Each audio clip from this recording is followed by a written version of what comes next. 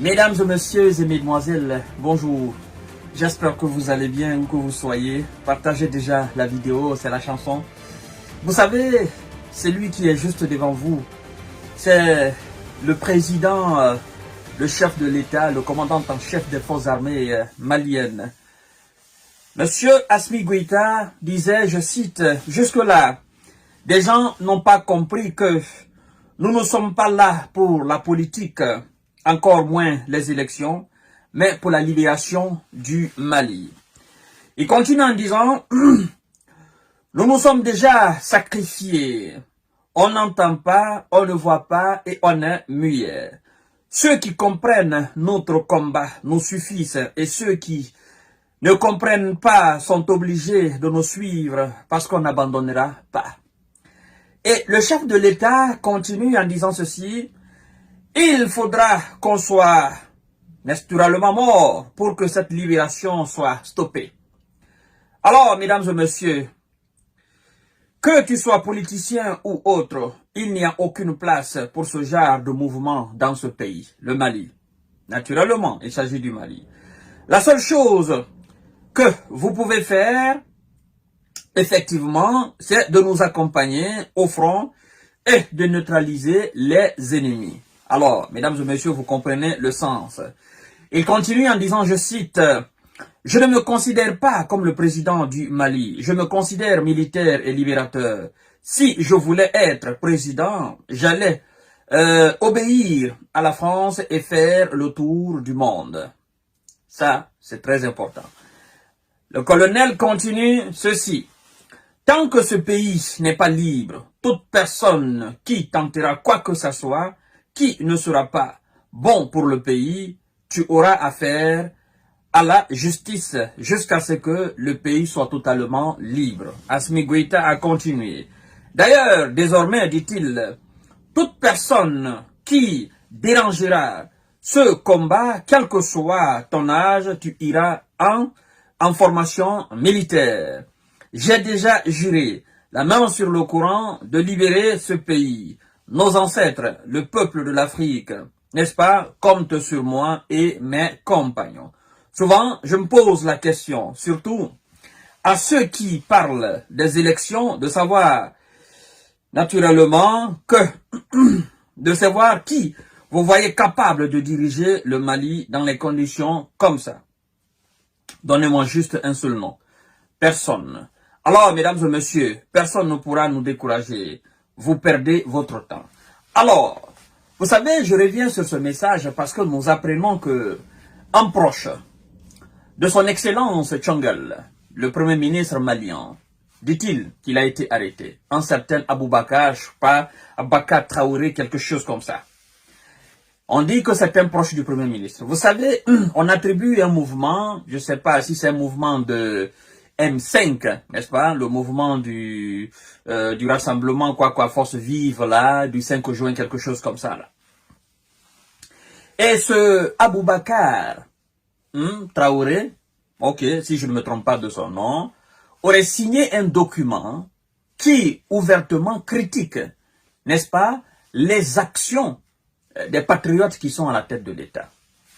Moi, je voudrais tout simplement dire à tous les Maliens et toutes les Maliennes, vous savez, j'aime souvent faire allusion à l'histoire de la Guinée avec son premier président, Ahmed Sékou Touré.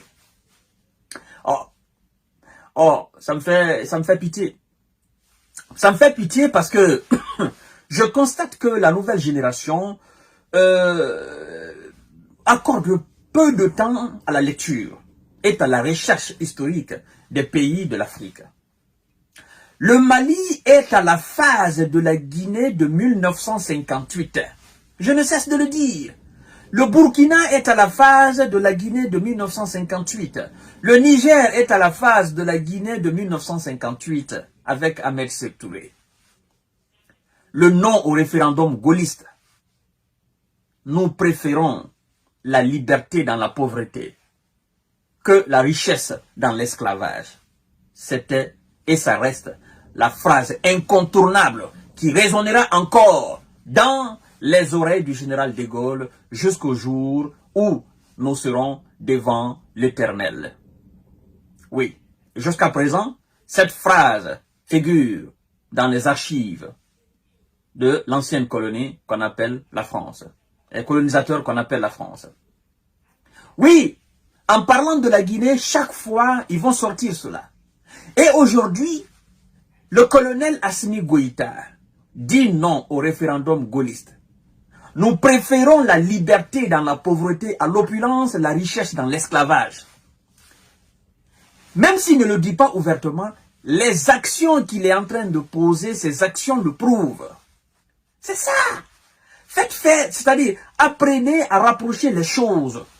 Le comportement d'Ahmed Sékou Touré de 1958, c'est le même comportement aujourd'hui d'Assimi Goïta, d'Ibrahima Traoré et de Tiani aujourd'hui, en 2024. 2022-2024, c'est le même comportement. Les mêmes attitudes, la même vision, la même trajectoire. Il n'y a pas de différence. Et face à eux, c'est lui qui a eu les mêmes réactions que contre Ahmed Sékou Touré de 1958. Il n'y a pas de différence. Tout a été fait pour boycotter Ahmed Sékou Touré. Tout a été fait pour faire sauter Ahmed Sékou Touré. Tout a été fait pour se débarrasser de lui au niveau même international. Ils ont coupé tout à la Guinée. Tout a été coupé à la Guinée. Mais puisque nous sommes en 2024 et qu'on ne peut pas tout couper, et que nous sommes dans un monde multipolaire maintenant, et que chacun est libre maintenant de choisir son partenaire, les gens peuvent voyager, aller, les autorités peuvent voyager, aller vers d'autres nations, ça rend la tâche un peu souple aux autorités maliennes, aux autorités burkinabées et aux autorités nigériennes. Et laissez-moi vous dire, mesdames et messieurs, je vais toujours rappeler cela. Après le départ donc de la France en 1958, je vous dis, même l'aiguille, la France n'a pas laissé en Guinée. Même les manuscrits scolaires n'ont pas été laissés en Guinée. Ils sont partis avec tout. Parce que le général de Gaulle a dit, ben, comme vous voulez votre indépendance totale, d'accord, nous, tout ce qui appartient à la France, tout ce qui peut porter le nom de la France, nous irons avec. Et ça a été fait comme ça. Nos parents ont été, nos grands-parents ont été obligés de faire recours aux soviets qui sont venus en Guinée, on leur a appris le français. Après, eux, nous ont appris la science pendant une période. Le patron de la Guinée s'est tourné vers l'Union soviétique, vers le Cuba, vers l'Iran, vers la Chine de Mao, vers ces pays de Golfe, l'Arabie Saoudite. Aujourd'hui, même vers la Turquie. Aujourd'hui, la destination du Mali, du Niger, du Burkina, c'est pourquoi je vous dis, il n'y a pas de différence. Il n'y a pas de différence. Vous comprenez? Cela a empêché beaucoup de choses à la Guinée, notamment l'installation des bases militaires, notamment une certaine influence de la France, mais aussi des États-Unis sur ce pays-là. Et les trois pays sont dans la même configuration aujourd'hui. Et donc, si les politiciens maliens, tous ces opposants maliens ne comprennent pas cela, ils vont toujours tenter de trahir le Mali. Vous comprenez? Ah oui, les gens qui ont la double nationalité, ceux qui sont nostalgiques de l'Occident, ceux qui sont nostalgiques de la France, il faut qu'ils comprennent que c'est l'heure de la liberté, c'est l'heure du véritable combat, c'est l'heure d'être soi-même. Et c'est pourquoi le colonel dit, nous ne sommes pas là pour faire de la politique. Ceux qui nous critiquent doivent comprendre que, naturellement, nous sommes l'élite d'aujourd'hui. Les critiques objectives. Très important, les critiques objectives. Mais critiquer parce qu'il faut critiquer, critiquer parce qu'il faut saboter, il faut qu'on quitte, ces critiques, nous ne les accepterons pas. D'accord? Critiquer et apporter des solutions, ça nous plaît. Qu'on soit militaire ou pas, ça nous plaît. D'accord? Oh non, il a fait ceci, bon, ça, c'est pas, on peut réparer, ok, mais nous proposons ça. C'est ça un véritable homme politique. L'homme politique d'abord, un politicien, il a le devoir de cultiver le peuple. Il a le devoir d'éduquer le peuple. Il a le devoir d'orienter le peuple vers son indépendance totale, vers sa souveraineté, vers son soi-même. Le politicien digne n'a pas le droit, n'a pas le devoir d'orienter son peuple vers sa perte.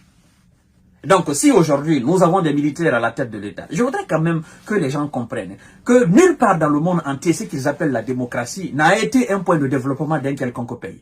Qu'on me cite un pays dans le monde qui s'est développé avec la démocratie. La démocratie est la résultance, n'est-ce pas, du même développement. La démocratie, c'est la finalité, c'est pas le début. Le début, c'est le travail, le début, c'est la libération. Prenez l'histoire de la France. Prenez l'histoire des États-Unis. Prenez l'histoire de la Russie. Prenez l'histoire de la Chine. Prenez l'histoire de la Grande-Bretagne. Prenez l'histoire de ces pays que vous considérez aujourd'hui démocrates. Prenez leur histoire. La forme de démocratie qu'il y a aujourd'hui dans ces pays-là. Vous pouvez dire qu'ils se sont développés avec ça? Mais non! Mais non! Quels sont ceux qui ont fait la colonisation? Qui ont fait la traite négrière? Quels sont ceux qui ont exploité les autres pour construire leur pays? Quels sont ceux qui ont été les plus grands dictateurs dans leur pays? Les plus grands tyrans dans leur pays? C'est qui? Allez-y en Allemagne. Les plus grands travaux qui ont été réalisés par la force. Allez-y en France. Tous les grands bâtiments français historiques, tous les grands travaux qui ont été réalisés en France ont été réalisés par la force. Ce n'est pas la démocratie qui l'a fait. Aux États-Unis, c'est la même chose.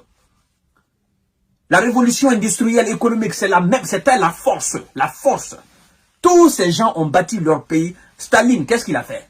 Donc, arrêtez de nous... Je vous ai dit, la démocratie, c'est la finalité des choses. Les Européens vous mentent, les Américains vous mentent. Tous ceux qui vous disent, non, il faut la démocratie, ils vous mentent. Un pays ne se développe pas avec la démocratie. La démocratie, c'est la finalité du travail. Oui. Alors, mesdames et messieurs, le Mali est à la phase de travail. La Guinée est à la phase de travail. Le Burkina, le Niger, tous ces pays sont à la phase de travail pour le moment. Nous n'avons pas besoin de démocratie européenne. Nous n'avons pas besoin de démocratie américaine aujourd'hui. Il y a 100 ans, vous parlez de démocratie aux Français.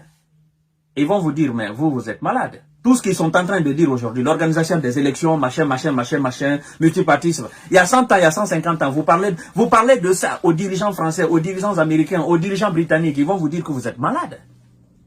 Parce que c'était pas ça.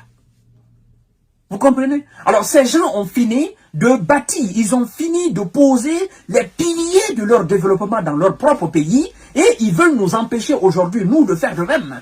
Ils veulent que nous les suivons dans leur rythme d'aujourd'hui. Or, c'est pas la même chose.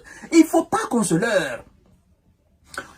Sur un certain nombre de points, sur beaucoup d'ailleurs de points, il faut dire que nous sommes encore au bas du ciment. N'est-ce pas? De ce que ces gens ont dépassé. Oui, ça c'est la vérité que je suis en train de vous dire. Il faut que vous compreniez cela. Que vous soyez malien, burkina, il faut que vous compreniez cela. Nous sommes encore au début. Je ne cesse de le dire. C'est pas pour me moquer de mes propres pays, mais je ne cesse de le dire que les pays comme la Guinée, le Mali, le Burkina, le Niger, le Tchad, ces pays d'Afrique, il faut que les gens comprennent que nous sommes au niveau des pays qui sont aujourd'hui dans une forme de développement. Nous sommes, disons, à leur 15e et à leur 16e, 17e siècle. Vous comprenez? Nous ne sommes pas à leur 20e siècle, encore moins à leur 21e siècle. Nous ne sommes pas à leur 2024. Nous sommes à leur 1600, 1700, 1800. Vous comprenez? Quand eux, ils se battaient encore pour l'électricité, pour les infrastructures routières et sanitaires, quand ils se battaient encore pour la mise en place de tout ça, au 17e, 18e, 19e siècle, 17e, 18e siècle, nous sommes à ce niveau-là. On n'est pas pareil. On n'est même pas pareil. Il faut que vous compreniez cela. Nous avons besoin des bâtisseurs. À l'époque, eux, ils avaient des bâtisseurs qui ont bâti. Allez-y en Allemagne. C'est que Adolf Hitler a fait comme réalisation là-bas.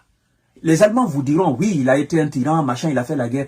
Mais les plus grands boulevards en Allemagne, les plus grandes constructions, les travaux colossaux en Allemagne, même quand vous regardez l'archive, vous regardez l'histoire de ces pays-là, vous constatez en réalité que ça a été réalisé au temps Monsieur Adolf Hitler. Staline, c'est la même chose. Aux États-Unis, c'est la même chose. En France, c'est la même chose.